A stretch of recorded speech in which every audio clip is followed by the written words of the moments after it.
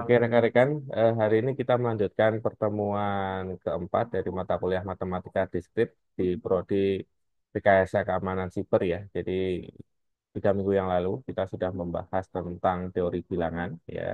Jadi, saya izin share screen rekan-rekan untuk pembahasan yang sudah kita lakukan ya. Kita lihat ya.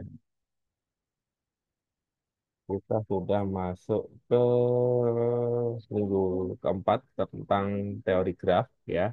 Jadi untuk teman-teman saya sekali lagi mereminder bahwa di sini ada tugas yang harus rekan-rekan kerjakan, tapi tugasnya itu berkaitan dengan teori bilangan ya.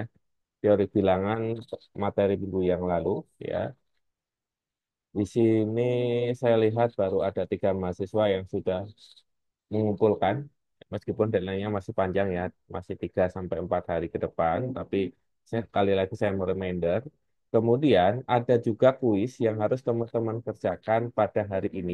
Ya, di sini ada kuis B dan C malam. Ini tentang apa namanya teori bilangan.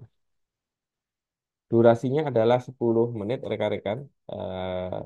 Dan bisa dikerjakan mulai dari jam 5.20 ini sampai jam 10 lebih 10 ya. Jadi terdapat fleksibilitas waktu sampai dengan jam 10 lebih 10 nanti malam ya. Nanti materinya seputar teori bilangan, tapi memang ditempatkan di sesi akhir graf. Adapun nanti setelah berbuka puasa ada satu sesi sisa yang nanti teman-teman bisa gunakan untuk mengerjakan kuis. Tapi kuisnya bukan terkait teori graf, tapi berkaitan dengan teori bilangan atau materi yang saya jelaskan minggu lalu. Ya, jadi itu jadi satu reminder. Yang pertama reminder terkait tugas, yang kedua adalah reminder terkait kuis yang harus rekan-rekan kerjakan pada hari ini. Ya. Adapun untuk sesi pertama ini yang nanti akan saya selesaikan maksimal sampai jam 18.00 waktu Indonesia Barat itu kita akan membahas tentang teori graf ya. Teori graf ya, materi baru setelah minggu sebelumnya kita menyelesaikan tentang teori bilangan, di mana teori graf ini nanti akan kita selesaikan dalam 2 minggu pertemuan, minggu 4 dan 5. Jadi nanti akan berlanjut di eh, minggu setelah Lebaran ya. Jadi ini ada pokok bahasan dalam 2 minggu ke depan. Yang pertama adalah pendahuluan seperti pada umumnya, kemudian sejarah graf, definisi graf, jenis-jenis graf, contoh terapan graf, dan terminologi dasar. Ya, ini yang nantinya akan kita bahas di minggu ini. Kemudian minggu 5 atau minggu setelah Lebaran itu kita akan mempelajari tentang representasi graf, graf isomorfik, lintasan terpendek, dan keterhubungannya dengan keamanan siber. Ya, jadi untuk minggu ini, meskipun di sini ada tugas di slide materinya, tapi nanti untuk yang berkaitan dengan graf belum ada tugas. Jadi tugasnya ini masih melanjutkan yang minggu kemarin tentang teori bilangan dan juga ada kuisnya ya. Jadi untuk yang minggu ini itu tidak ada yang berhubungan dengan graf ya. Mungkin itu yang perlu eh, rekan-rekan jadi catatan khusus.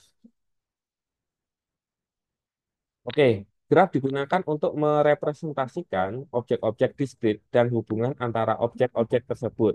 Misalnya, dalam jaringan komputer, hubungan antara pengguna dalam sistem atau jalur yang dilalui dalam komunikasi data. Nah, ini contoh penerapannya seperti ini ya. Jadi ini ada root ya, yang dia berada di puncak paling atas.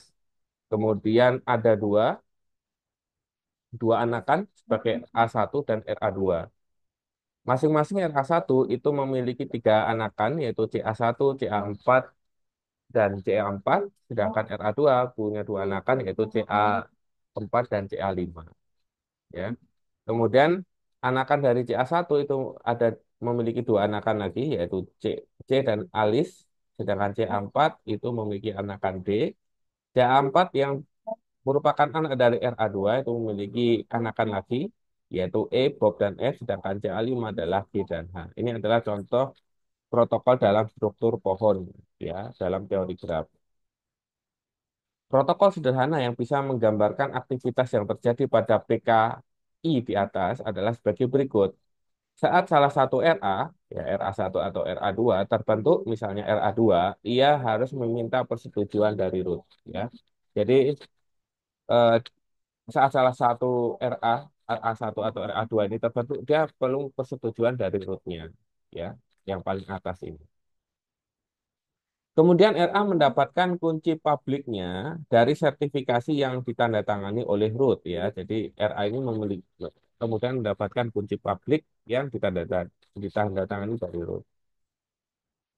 Saat salah satu CA terbentuk, misalnya CA4, ya di sini kita bisa perhatikan ada CA4, ia harus meminta persetujuan dari RA2, ya. Jadi ketika anak tersebut memiliki anak lagi, ya maka anaknya lagi atau cucu ini dia akan meminta persetujuan dari anak, ya, atau root di atasnya. Kemudian CA4 mendapatkan kunci publiknya dari sertifikasi yang ditandatangani oleh RA2. Ya, kemudian Bob mendaftarkan kuncinya pada CA4, ya. Sekali lagi, ketika memiliki cicit, ya, kemudian dia akan meminta kunci pabriknya ke cucunya. Kemudian CA4 mensertifikasinya dan mempublikasikannya bahwa kunci publik yang diserahkan adalah milik Bob dengan tanda tangan dokumen oleh CA4. Catatan PKI adalah Public Key Infrastructure. Infrastructure, ya. Sejarah dari teori graf itu terjadi pada beberapa dasawarsa silam, ya. Ini terjadi pada masalah jembatan Königsberg tahun 1736, yaitu jembatan yang berada di sebelah timur negara bagian Prusia di Jerman. Masalah ini meminta untuk menentukan apakah mungkin melalui ketujuh buah jembatan itu masing-masing tepat satu kali dan kembali lagi ke semula.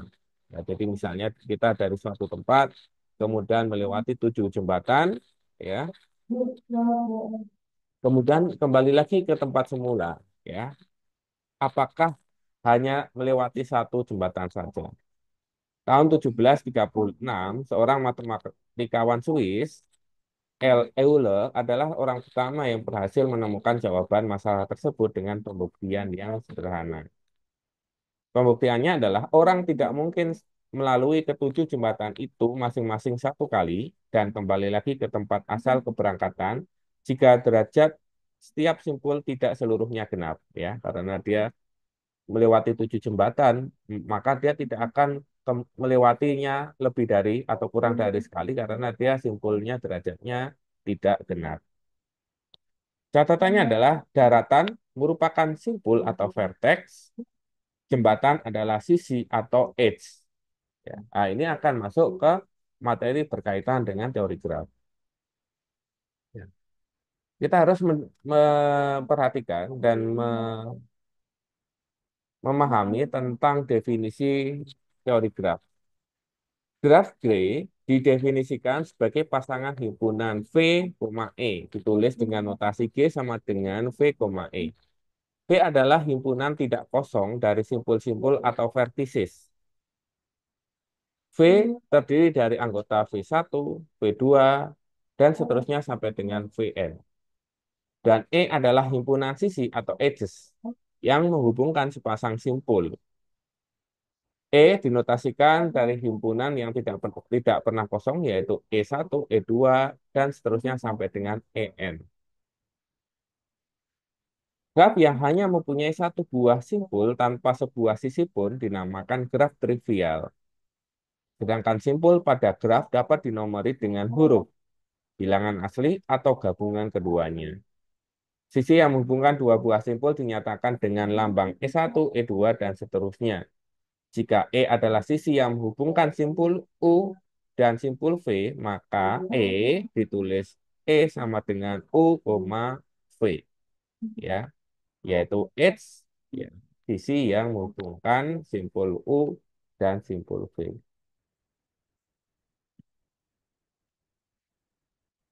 Ya.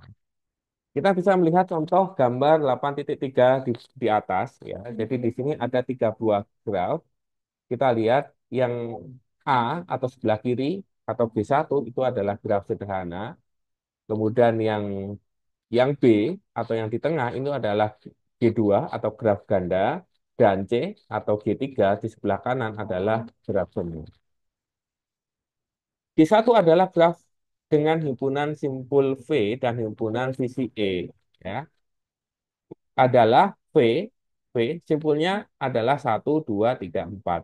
Dan E adalah sisi yang terbentuk dari graf, ya, yaitu masing-masing sisi yang menghubungkan simpul 1 dan 2, kemudian sisi yang menghubungkan 1 dan 3, kemudian sisi yang menghubungkan 2 ke 3, sisi yang menghubungkan 2 ke 4, dan sisi yang menghubungkan 3 ke 4.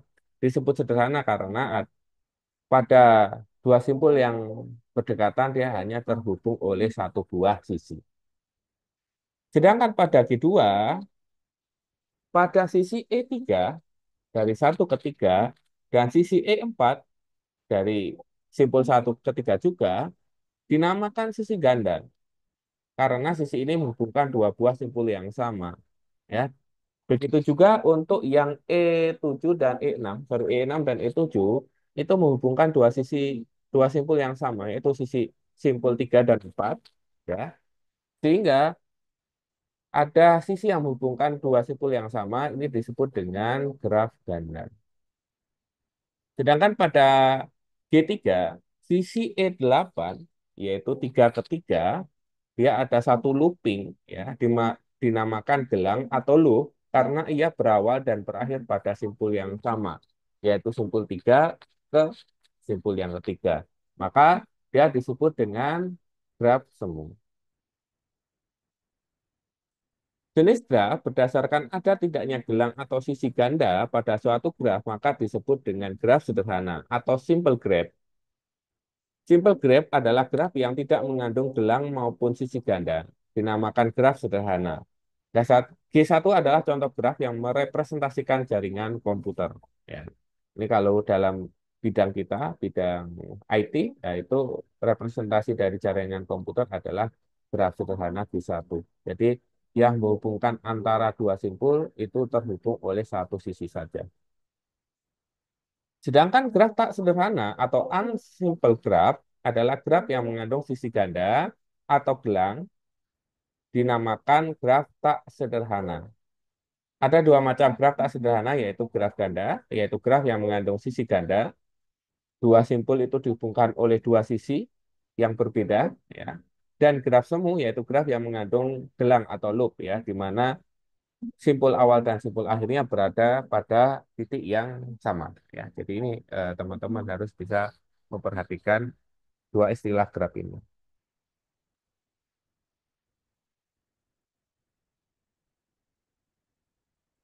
Kemudian kalau kita klasifikasikan lagi jenis graf, graf yang tak sederhana dibedakan menjadi graf ganda atau multigraf, yaitu graf yang mengandung sisi ganda, dan graf semu atau pseudograf, yaitu graf yang mengandung sisi gelang.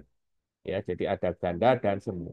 Kalau ganda, dua simpul yang berhubungan itu dihubungkan oleh dua buah sisi yang berbeda, sedangkan kalau semu adalah graf yang di mana titik awal dan akhirnya dari suatu eh, graf itu dihubungkan pada satu looping.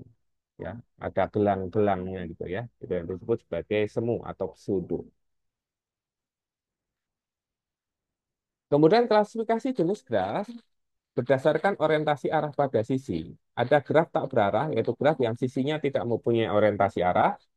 Ya, seperti yang tadi yang kita diskusikan, ini adalah graf tak berarah karena tidak memiliki arah. Dan ada juga graf berarah, yaitu graf yang sisinya diberikan orientasi arah, ya, dari simpul awal ke simpul akhir.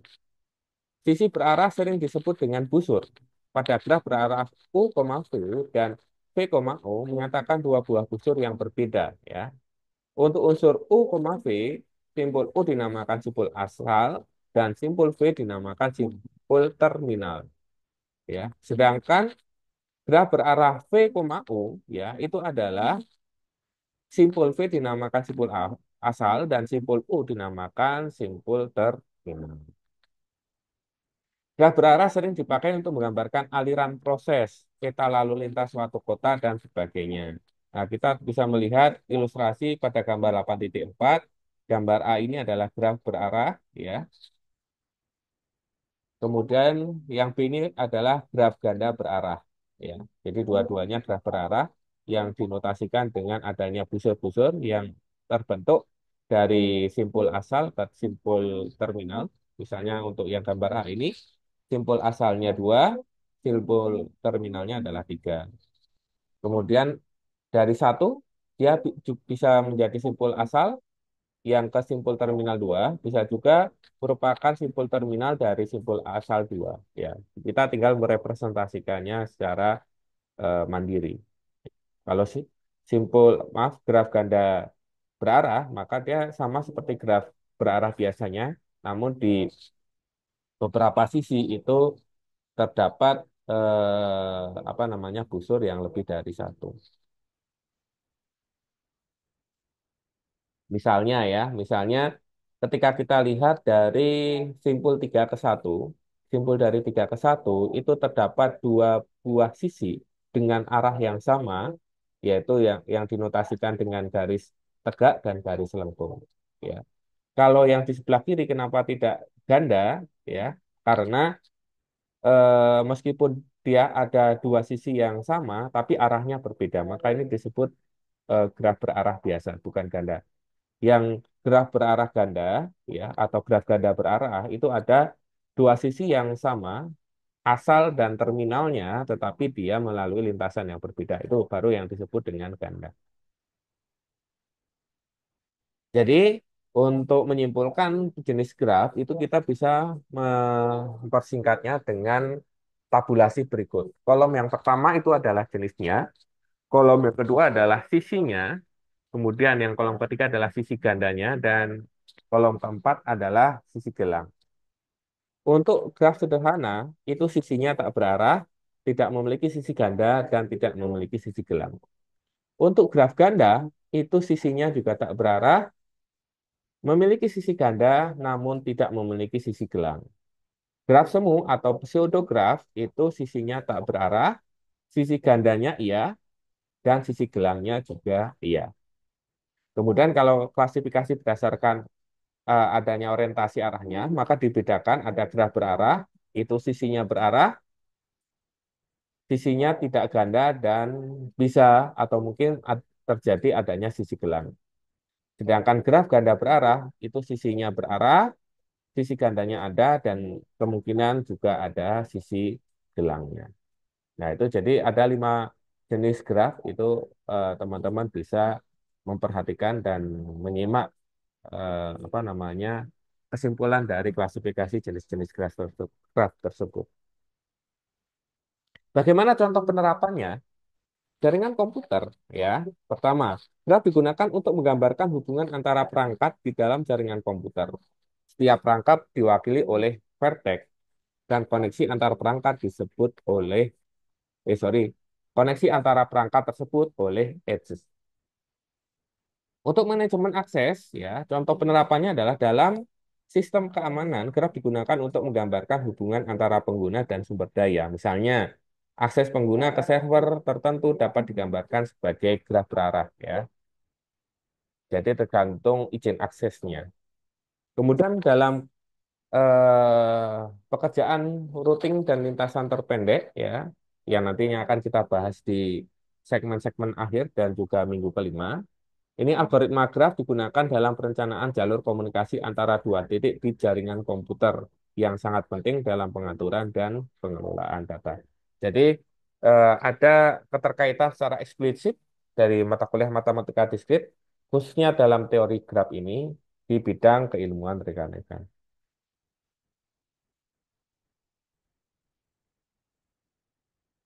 Oke, dalam mempelajari teori graf, ya, ada beberapa terminologi dasar yang harus teman-teman pahami. Yang pertama adalah bertetangga. Apa maksudnya? Bertetangga adalah dua buah simpul pada graf tak berarah G dikatakan bertetangga jika keduanya terhubung langsung dengan sebuah sisi. Ya, misalnya simpul U ke V terhubung satu sisi E, maka itu disebut dengan bertetangga. Kemudian bersisian untuk sembarang sisi E yang menghubungkan simpul U ke V sisi E dikatakan bersisian dengan simpul U dan simpul V. Kemudian ada simpul terpencil, yaitu simpul yang tidak mempunyai sisi yang bersisian dengannya. Atau dapat juga dinyatakan bahwa tidak satupun bertetangga dengan simpul-simpul lainnya. Ya, kita analogikan kalau kita berada di daerah terpencil ya, di mana daerah tersebut tidak bertetangga dengan simpul-simpul yang lainnya. Kemudian ada graf kosong, yaitu graf yang himpunan sisinya merupakan graf kosong dan ditulis NK, di mana K adalah jumlah simpul.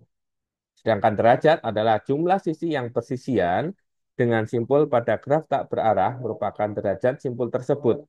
Notasinya adalah degree of simpul V ya, yang menyatakan derajat simpul V.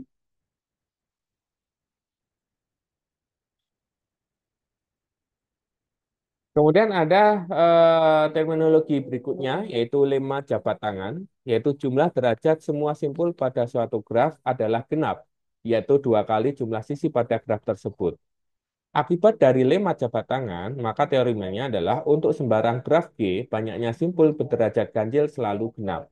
Contoh, diketahui graf dengan 5 buah simpul, dapatkah digambar graf tersebut jika derajat masing-masing simpul adalah 2, 3, 1, 1, 2. Ya, kita jumlahkan 5, 6, 7, 2, 5, 6, 7, 8, 9. Ya. Karena dia jumlahnya ganjil, maka dia akan tidak dapat digambar ya. Kalau yang di bawah ini dia dapat digambarkan ya karena 2 3 3 4 4 ya. 2 5 8 tambah 8 16 ya. Dia jumlahnya adalah eh, genap. Jadi kalau dengan menggunakan teori teorema lima jabat tangan ya, maka bisa digambarkan graf dengan derajat masing-masing dengan nilai-nilai tersebut. Representasi graf itu bisa kita lihat dari atau menggunakan matriks ketetanggaan ya. Ini, bentar. Ini sebenarnya masuk minggu depan ya, materi minggu depan ya. Tapi kita akan bahas dulu salah satu contohnya karena dari tadi kan kita bahas tentang teori dan teorimanya ya. Jadi ini sebenarnya representasi graf ya. Kalau kita lihat dari pokok pembahasan di sini itu masuk ke apa namanya materi minggu depan ya. Tapi akan saya coba jelaskan di sini ya. Representasi graf ya, kita melihat matrik ketetanggaannya atau adjacency metrik ya, di mana metrik A itu terbentuk dari A, I, J. Di mana matrik A, I, J itu bernilai satu jika simpul I dan J bertetanggaan dan nol jika simpul I dan J tidak bertetanggaan ya. Contohnya ini ada metrik sederhana sebelah kiri terdiri dari empat buah simpul yaitu satu, dua, tiga, empat. Kemudian kita membuat sebuah matriks terdiri dari kolom dan baris yang masing-masing merepresentasikan dari simpul-simpulnya. Kita lihat ya, nol jika simpul I dan J tidak bertetanggaan ya. Jadi kalau satu karena dia satu kembali lagi ke satu, maka dia nilainya nol. Kemudian satu, ya dari simpul satu, dia bisa ke simpul dua dan simpul ketiga. Sehingga untuk ya mengisi kolom dua dan ketiga, dia nilainya satu. Sedangkan satu itu dia tidak menghubungkan ke simpul keempat, sehingga dia nilainya adalah nol. Kemudian balik lagi ke dua. Dua ini dia kemana saja, ya. Dua ini dia bisa ke satu, ya. Kemudian dia bisa ketiga, bisa keempat. Namun kedua itu nggak bisa karena dia adalah simpul asalnya. Sedangkan tiga, tiga ini juga bisa ke tiga simpul yaitu satu 2 4. Maka untuk pengisian kolom satu 2 4 dia isinya satu. Se- Selain itu, yaitu di titik dia sebenarnya atau yang titik tiga dia nilai nol. Kemudian untuk nilai 4 dia hanya menghubungkan ke simpul 2 dan ketiga, sehingga pada kolom 2 dan ketiga dia terisi satu, sedangkan yang ke kolom satu dan 4 dia nilainya nol. Kemudian untuk graf yang lainnya juga berlaku seperti itu, ya, seperti graf yang nomor B. Mungkin saya akan mencoba melihat untuk jenis graf yang lain, ya. Graf ganda berarah ya. Sorry, graf berarah ya. Graf berarah di sini ya. Graf berarah di sini juga sama, memiliki 4 buah simpul ya. Satu, dua, tiga, empat. Ya. Kita coba akan jabarkan satu persatu. Dari satu, dia tidak mengisi kolom satu karena dia berasal dari awal dan akhir titik yang sama. Ya, ya. Kemudian kita lihat untuk ke titik dua. Satu ke titik dua, dia berapa kali ketemu ya? Dia ketemu sekali ya, karena ada satu sisi dari satu ke dua dengan arah satu ke dua. Kemudian ketiga berapa isinya satunya? Satu ketiga, meskipun dia terhubung sebuah sisi, namun dia nilainya nol. Karena apa? Karena untuk yang graf C ini adalah graf berarah. Sehingga ketika tidak ada arah sisi yang berarah ke titik tiga, maka dia tidak ada arahnya dari satu ke tiga. Karena ini tiga ke satu. Tapi kalau misalnya kita mengisi baris ketiga, kemudian untuk mengisi kolom ke satu, dia nilainya satu. Karena apa? Karena ada sisi dari tiga ke satu, arahnya adalah tiga ke satu. Tapi sebaliknya tidak bisa. Nah, seperti itu. Jadi untuk pengisiannya akan seperti itu. Nah, begitu juga untuk yang lainnya.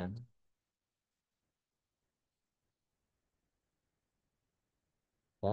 Di sini kita bisa melihat ya ada nilai matriks yang dia tidak satu ataupun tidak nol ya karena dia dilalui oleh dua kali alur ya. Jadi kalau misalnya kita dari titik satu ke titik tiga ini kemudian dialuri lagi dari satu looping ya, satu gelang ya. Jadi gelang yang di titik tiga ini membuat nilainya menjadi ganda.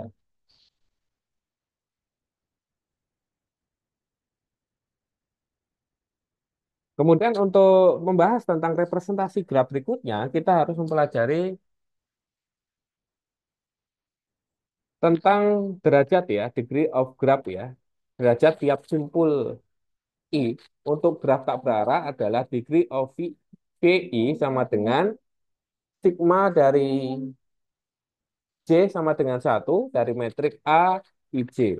Sedangkan untuk graf berarah, untuk degree masuknya, derajat masuknya, VJ itu adalah jumlah nilai pada kolom J sama dengan sigma dari I sama dengan satu dalam metrik AIJ. Sedangkan untuk degree out dari VI sama dengan jumlah nilai pada baris I, di mana sigma dari J sama dengan satu adalah metrik AIJ. Nah, contohnya seperti ini. Ini ada sebuah graf ya. Graf ini adalah graf tak berarah ya. Indikasinya apa? Graf tak berarah. Tak berarah adalah graf yang tidak memiliki orientasi arah. Kemudian masing-masing sisi itu memiliki nilai derajatnya. A ke E nilainya 10, A ke B nilainya 12, E ke B nilainya 8, dan seterusnya. Sehingga kita lihat, ketika A bertemu A, maka dia diisi dengan simbol limit atau tak terhingga. Ya. Kemudian ketika ke B, A ke B, dia melewati sisi dengan derajat berapa? Derajatnya adalah 12, maka di sini 12. Kemudian A ke C. A ke C itu tidak terhubung oleh sisi apapun, sehingga dia dinotasikan tak terhingga atau dengan simbol limit. A ke D juga tidak terhubung oleh sisi apapun, sehingga di sini juga dituliskan simbol limit. Kemudian A ke E itu terhubung oleh sebuah sisi dengan derajat 10, sehingga di sini ditulis 10. Begitu juga untuk pengisian baris yang berikutnya B, C, D, E juga sama. Ya, kita lihat dari B ya. Dari B dia terhubung ke sisi A, E, G, dan C ya. Sehingga untuk A, E, G, dan C itu semuanya terisi nilai derajatnya. Yaitu A-nya 12, kemudian E-nya itu adalah 8, kemudian D-nya itu adalah 11, dan C-nya itu adalah C-nya itu adalah mana sih? C-nya adalah 9. Sedangkan ke titik B-nya dia tetap karena berasal dari asal dan akhirnya itu berada titik yang sama berarti dia adalah limit atau tak terhingga. Nah, begitu juga untuk mengisi-mengisi dari kolom baris dalam metrik AIJ seperti ini. Oke, jadi itu representasi graf ya. Kemudian nanti di minggu depan, minggu setelah Lebaran, kita akan pelajari tentang graf isomorfik dan materi selanjutnya yang berkaitan dengan teori graf. Oke, sampai di sini kira-kira ada yang ditanyakan atau didiskusikan rekan-rekan?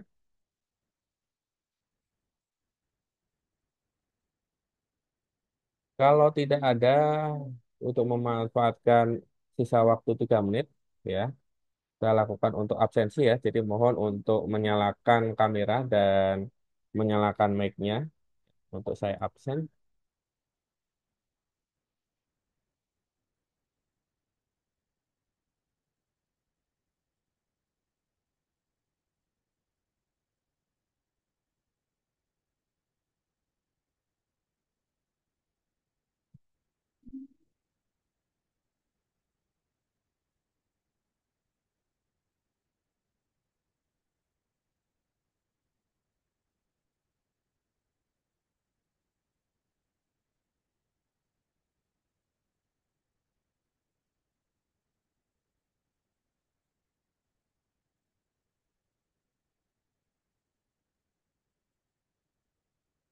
Ini kelas apa ya?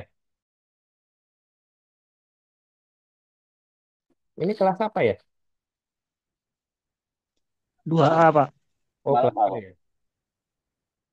Oh, berarti tugasnya tadi saya revisi ya. Jadi di tugasnya tadi A dan B ya, sorry ya. Iya, iya. Kelas A ya. Oh ya, ini berarti harus saya tambahkan ya. Saya duplikat aja dengan kelas B malam ya.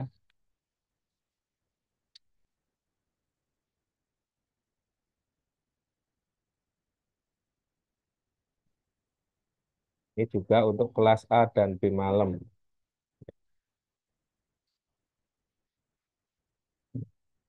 ya.